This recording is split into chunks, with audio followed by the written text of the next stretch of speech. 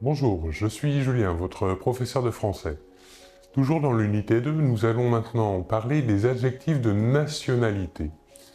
Où se placent les adjectifs de nationalité? Les adjectifs de nationalité se positionnent après le substantif qui l'accompagne. Comme c'est un adjectif, les adjectifs ont un genre, c'est-à-dire qu'ils sont ou masculins ou féminins.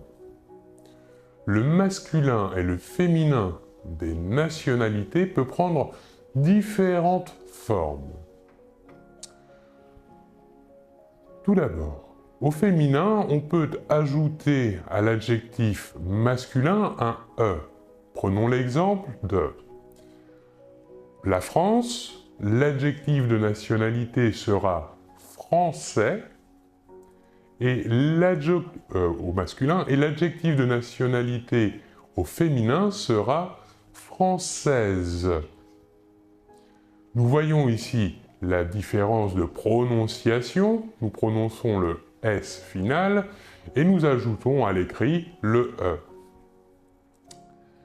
Prenons un autre exemple, le Mexique. Au masculin, nous aurons l'adjectif de nationalité mexicain. Nous ajoutons, pour obtenir l'adjectif au féminin, un E à cet adjectif masculin et nous obtenons mexicaine. Voyons maintenant l'exemple d'adjectifs au masculin qui se terminent en EN. Au féminin, ils se termineront en ENNE. Un exemple, le Brésil. L'adjectif de nationalité au masculin sera brésilien. Et l'adjectif de nationalité au féminin sera brésilienne. Voyons d'autres exemples. Pour l'Australie, par exemple, l'adjectif de nationalité masculin sera un Australien. Même cas que pour le Brésil. Et donc, au féminin, nous obtiendrons une Australienne. Autre exemple, la Chine. Pour le masculin, nous dirons un Chinois. Nous voyons ici que la fin de cet adjectif se termine au masculin en OIS. Au féminin, nous ajouterons un E, et donc l'adjectif de nationalité au féminin de chinois sera chinoise. Un autre exemple, les États-Unis. Nous aurons pour l'adjectif masculin un Américain et au féminin, nous ajouterons un E, américaine. Un dernier exemple, l'Argentine. L'adjectif masculin sera argentin. Et nous ajoutons un E pour obtenir le féminin, ce qui nous donne Argentine. Nous avons vu dans ces différents exemples que pour passer du masculin au féminin, il suffit d'ajouter un E. Mais attention, il existe des exceptions. Voici quelques exceptions.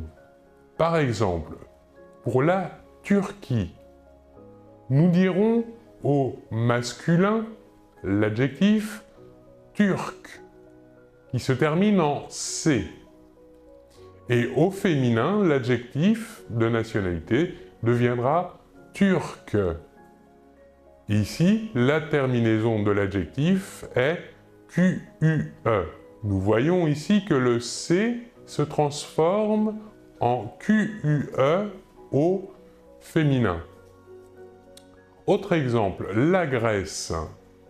L'adjectif masculin sera grec et se termine par un C.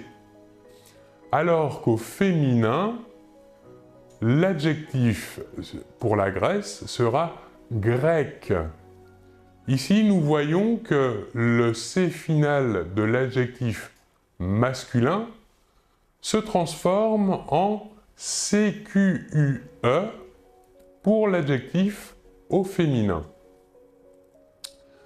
Voyons aussi d'autres exemples, 3 exemples, où l'adjectif de nationalité au masculin et au féminin est le même.